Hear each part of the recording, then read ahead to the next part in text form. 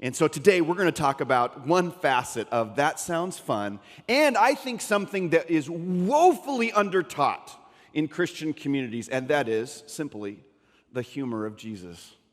The humor of Jesus. Anybody else here like to laugh? Okay, yeah.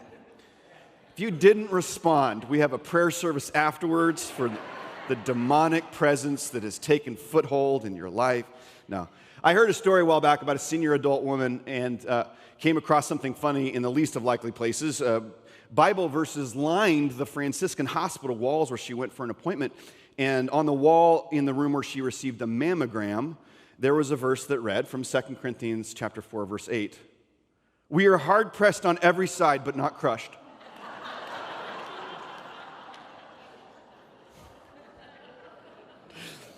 I don't know who selected that verse, but in my mind, I want to think of a cheerful little nun who thought, let's make something difficult into something funny, right? But it is even better coming from a woman in her 80s, right? Yes. These days we're talking about words that matter. That sounds fun. After the languishing, all the difficulty, it's time to get back to living. And I believe nobody lived better, nobody laughed better than Jesus himself. And one of the really difficult aspects about reading the Gospels and reading the Bible is that we read it flatly. We read it flatly in a way where we don't see the life and the gestures and the facial expressions of Jesus himself. In moments that even we misinterpret, today we're going to look at one such story, we misinterpret, I think, what was happening in stories. But laughter is the gift of God. And G.K. Chesterton, as I said a couple weeks ago, said that the great surprise of God is that we will experience in heaven God's full-bellied laughter. Think about that. In fact, Martin Luther, who's the great reformer in the Reformation movement, the great Lutheran pastor, theologian, and radical, he once said with great passion, if they don't allow laughter in heaven, then I don't want to be there. If the earth is fit for laughter, then surely heaven is filled with it. Heaven is the birthplace of laughter, he says. I love that. When I think of something that sounds fun, laughter is there. I think of campfires with friends, telling stories and howling laughter. And one of the things I imagine best about Jesus was his sense of humor. You know, Jesus used humor, if we read the Gospels differently or anew, Jesus used humor to teach and to heal, to convert, and ultimately to redeem awful situations. And he does this while modeling that laughter and spirituality just are not mutually exclusive. So I wish there's one thing we could do today as we talk and as we tell stories, and maybe we'll laugh a little bit, is that we could exchange a serious, solemn Jesus with the life-giving Jesus that he was, that drew people to him far and wide, because he was a master at telling stories.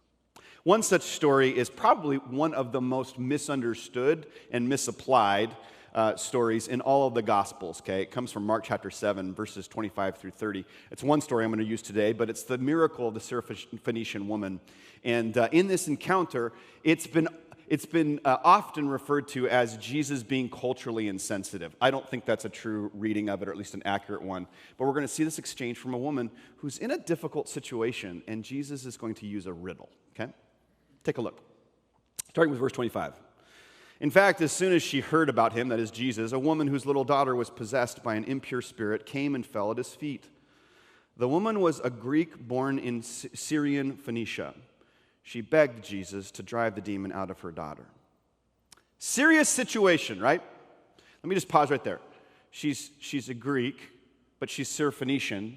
That means she's from a portion of Syria and had a cultural background that was different from Jews or even the Gentiles of that day. So she had the three-pronged, difficult role in that she was a foreigner, she was a non-Jew, and unfortunately, because we know that the misogyny of that day and the patriarchy, she was a woman, okay? Now, in this setting, we think this is completely serious, but Jesus is grappling with a lot of things in this chapter, a lot of references to one thing in particular. You can't read this story out of its context, which is he's speaking about the bread of life, the bread that he wants to give first to the Jews, then to the Gentiles, but ultimately to the whole world, okay? And so his response to this woman is a classic riddle. It's humor in its best. This is what he says. First, let the children eat all they want. He told her, for it's not right to take the children's bread and toss it to the dogs. Now, right there, we're stuck. This seems like a cutting blow, even maybe a little bit racially insensitive or biased altogether, okay? I don't think that's how Jesus is saying this. She replies, and this is the brilliance, because she wouldn't have replied if it was an insult. Lord, she replied, even the dogs under the table eat the children's crumbs. And then he told her, and I can imagine Jesus with a wink of his eye, he said, for such a reply, you may go, the demon has left your daughter. And she went home and found her child lying on the bed and the demon gone.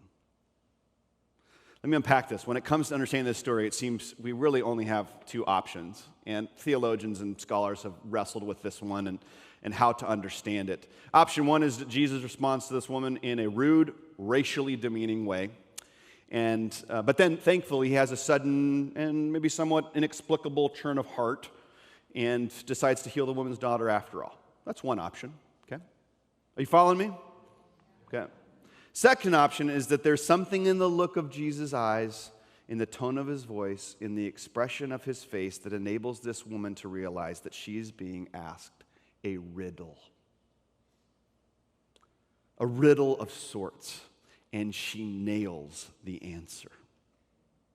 Everything we know of Jesus tells us that the second option here is the only option.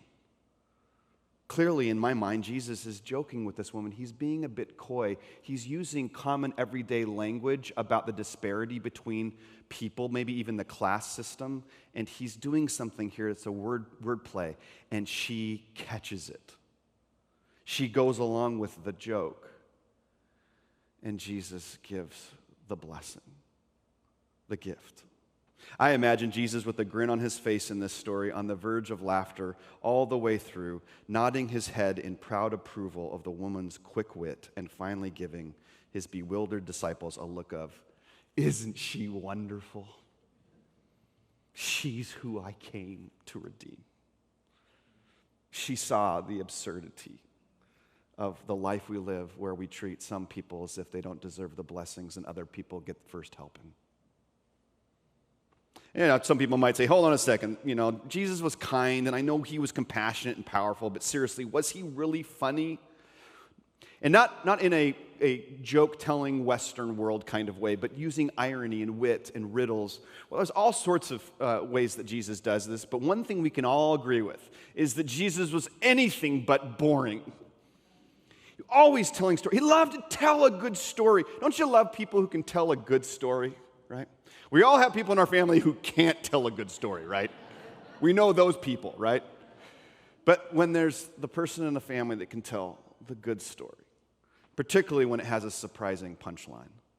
Jesus was just ingenious at this, using unforgettable imagery to convey punchy and powerful messages. And apparently, he thought camels, especially, were very funny because he used them often in his imagery. Just think about the memorable characters and scenes that Jesus introduced in his parables. There's the Good Samaritan, the generous landowner, the unjust judge, the noisy neighbor, the farmer, the seeds, the sower, so many more. He used all sorts of lively characters to tell stories, and he just loved telling a good story. Maybe never more so than when the ending caught people off guard. Jesus uses the humorous irony that we find in humor even in our day. Follow me, Jesus famously said to Simon and Andrew. I'm looking at Marty Sandbeck right now. Where's Marty in the room? Where's Marty? Yeah. These are lifetime fishermen, Marty. Follow me, and I'm going to make you fishers of people. And I could just see Simon and Andrew just laughing. Here they've only thought of fishing in the way of hooks and line and nets and pulling up smelly, scaled little creatures.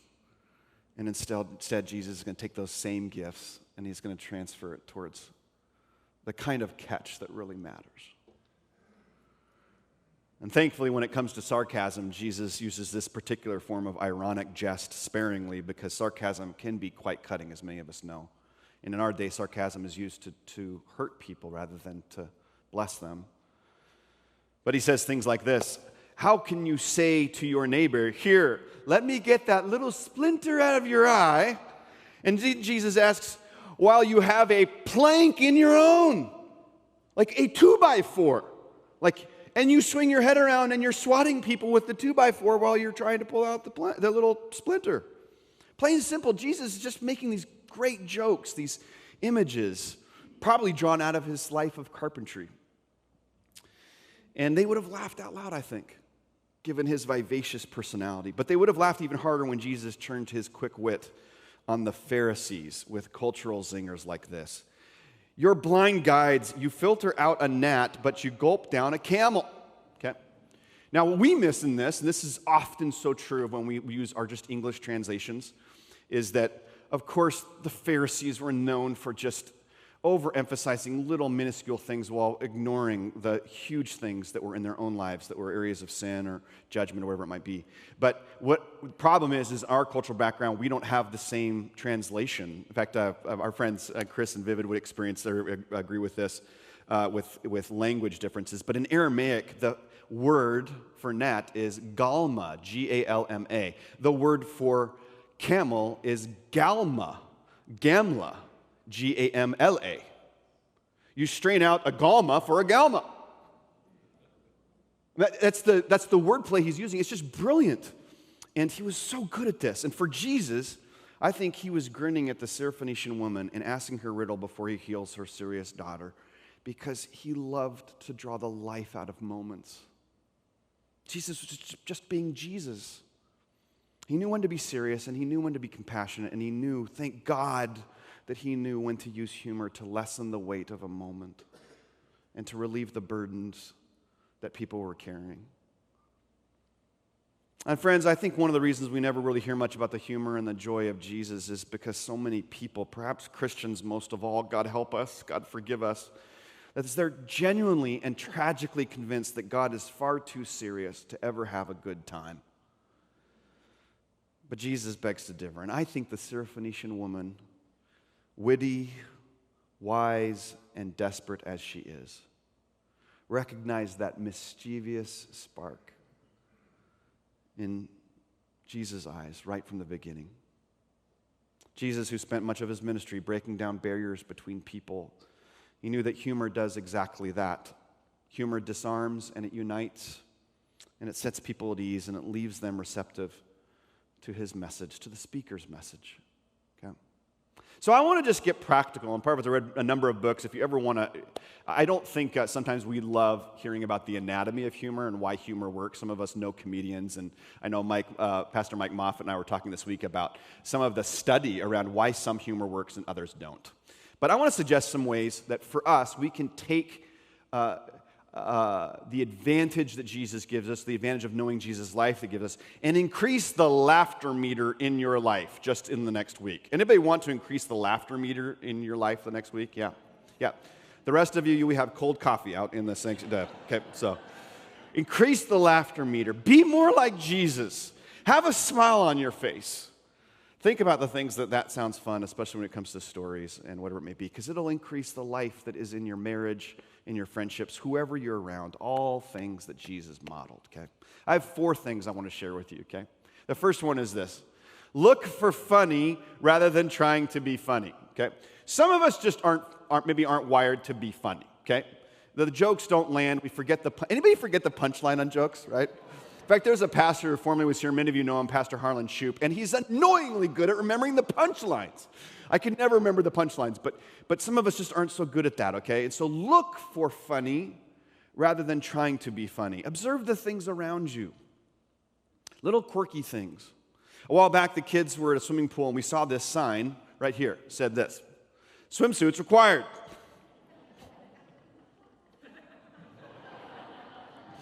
Why, oh why? We got so many chuckles at that. Why, oh why is this sign necessary?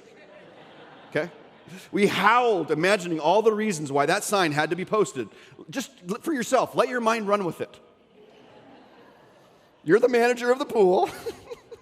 What happened? Where you go, we got to have a swimsuits required post. Got to have that sign, right? Did someone stand on the side of the pool and say, I'm so tired of the constraints society's putting on me? Everybody these days is wearing swimsuits. I'm going to take mine off, right? Even though the police are coming, yeah, nobody can tell me what to do. There's things that are hilarious around us all the time. There's things that we observe or people observe in us. One of the great stories, I was remembering this because it was about 6 years ago, this last week, that we rented our house out to a PGA player. It had to be some person that had quite success, Charles Schwartzel. He's out of South Africa, and he won the Masters in 2010. And he's related to, didn't know this, he's related to other really, really big name golfers. So they had a problem with our Wi-Fi system. We had the kids at my parents' house, and so his father-in-law called up and said, hey, we can't get on the Wi-Fi. Can you come over and fix it? Turned out we just had to reset the Wi-Fi because of their international phones. But he says, hey, do you want to meet Charles?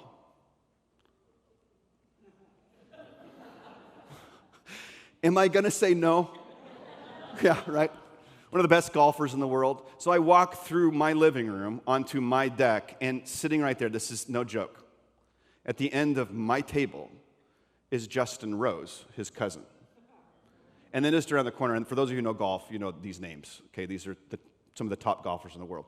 Is Louis Oosthuizen, or Oosthuizen, I think is his name. Ended up finishing third at the U.S. Open that year.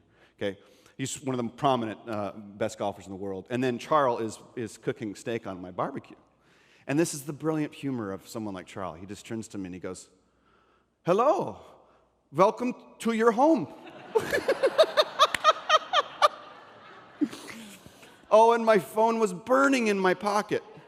I so wanted to take a picture, but I was too proud, and I didn't take the picture. But he just noticed something very simple, which is the guy that owns the home that he's staying in with his family, and he's having a barbecue with his buddies on the back porch, all who happen to be really famous and awesome and wonderful, and he makes a joke about my home. He just noticed something. He wasn't trying to be funny. He saw the funny. He looked for the funny. The other day, my kids were laughing, and we were in the car, and we drove by someone that was in a car, and they had 3 levels of masks on in their car. Alone. Right? Look for the funny, friends. It's all around us, right? We human beings, we're so funny. It may not be a camel. It can be a mask. It can be anything. Look for the funny. Second one, and this is a great exercise. This is actually something that my parents modeled for us, is at the dinner table this week.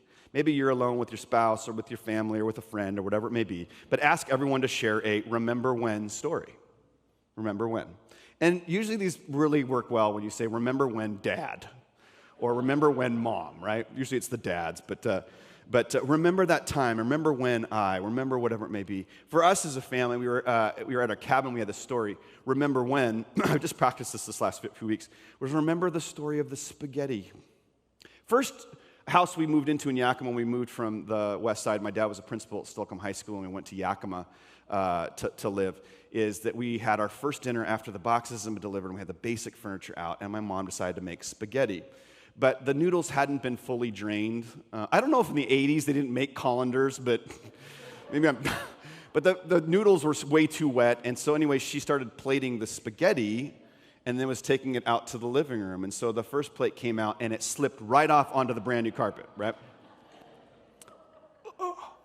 But then it happened with the second plate and the third plate and the fourth plate. Every person that came out with their plate, the spaghetti went on. So now we have this running line. Anytime anyone does anything really stupid in our family, it goes, just throw more spaghetti on the floor. Right? Remember when?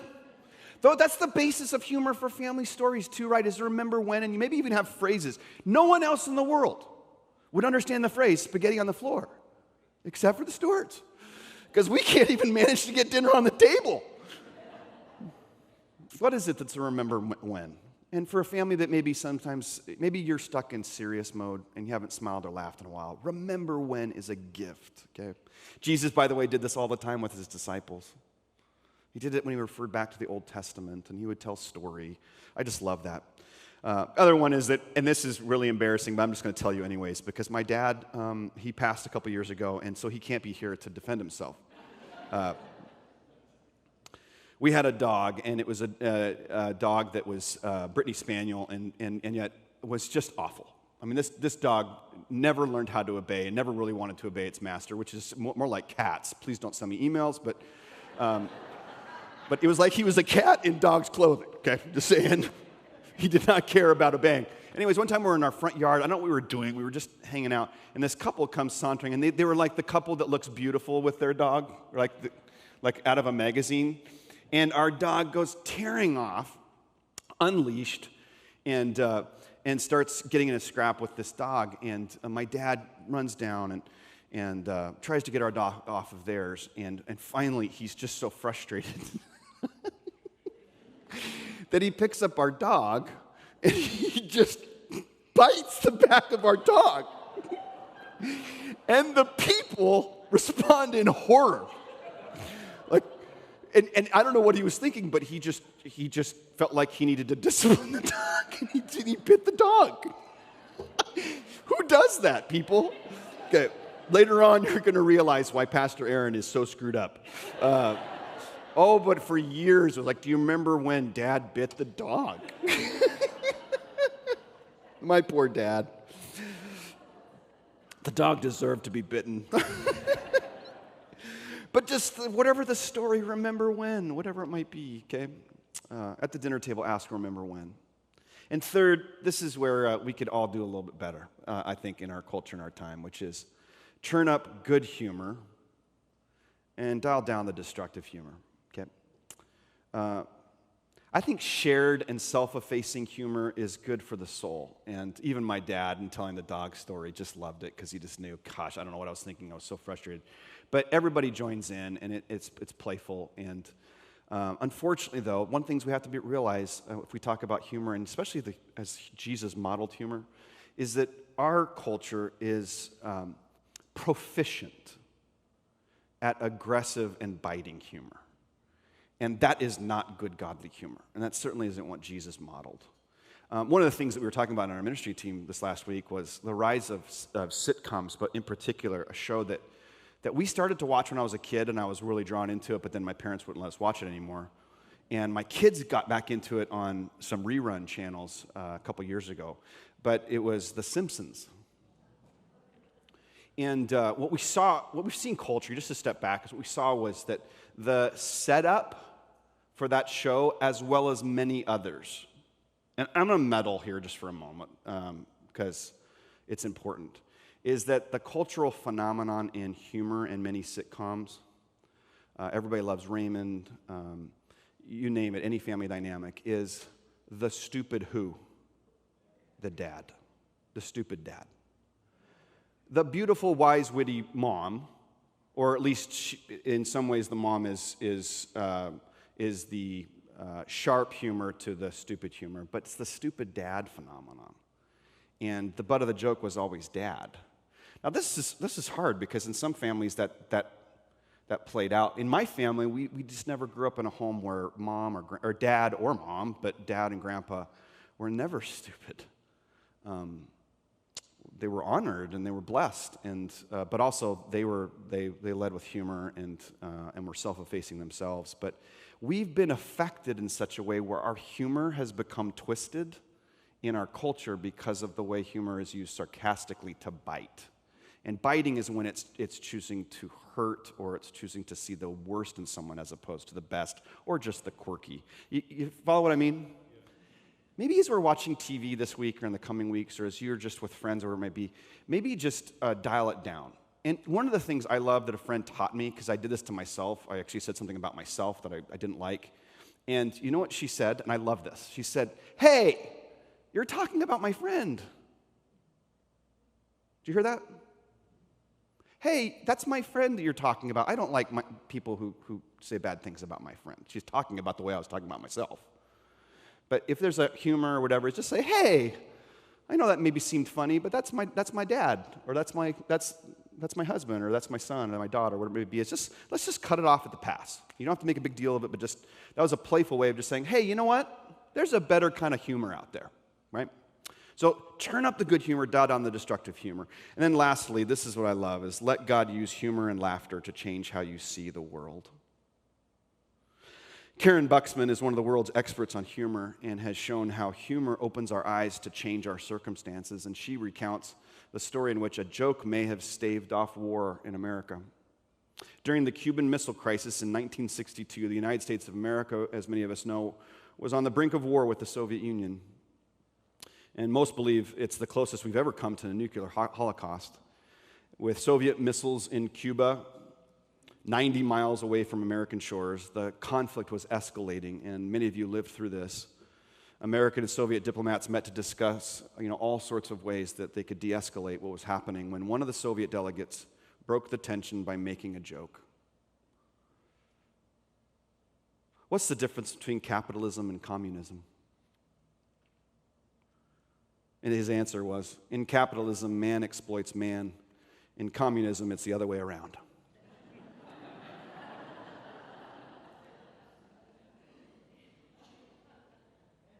I don't know if that joke saved the world, but I'd like to think it helped the group to imagine new ways forward. Laughter has power. And in God's supernatural way, it creates new ideas and possibilities when we can't see through. It changes our suffering, makes us take ourselves less seriously, and imagines new ways of seeing and living, a way that all of us want to see, a way that I believe Jesus modeled for us through the gift of humor. May it be so that Jesus could do that in us. Let's try to see laughter and humor and Jesus come together this week and in the coming weeks in a way where we all say, that sounds fun. Let's pray.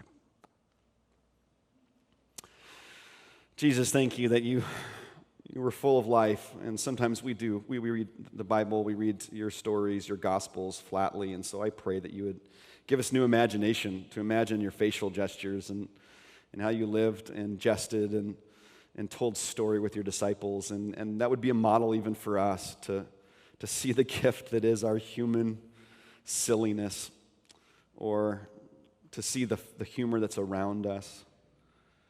Jesus, we need humor. We need laughter today.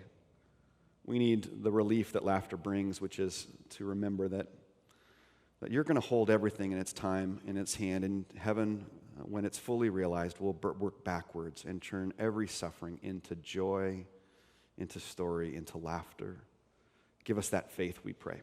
And we pray this in your name. And everyone said, amen, amen, friends.